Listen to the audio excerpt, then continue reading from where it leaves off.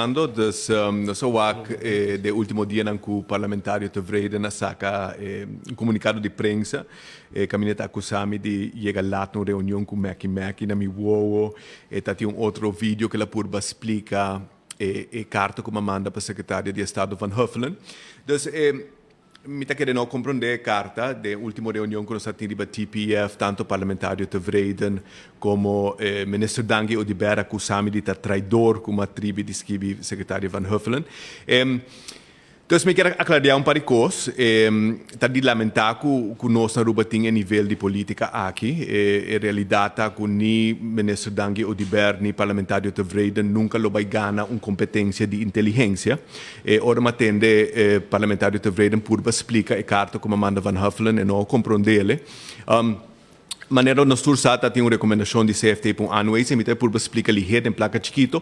Bambi salanta ruba tem credit card. Ok? Ante credit card tem limite de 5.000 florin. CFT seu rol está para purba percurar quando nós não está passa o limite, quando está queda dentro de lo que está possível financeiramente. Tanto o governo vai passar o limite, na pede Rijksministraat intervenir para não passar o limite. So que está passando passa o limite, não está o governo está sofrendo, o povo está sofrendo medida. E nel caso aqui o Rijksministraat decide não actuar. E manda uma carta avisando secretário de Estado, você vai equivocar.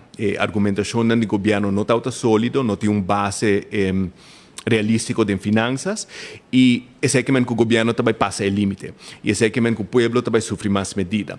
O tevreden e o Odibera e outros que trouxe esse e chamami para traidor, está essa parte está nos bendição. Pero o Estado urbano e a nação urbana estão nos turmas de cuidar, começando com os governantes.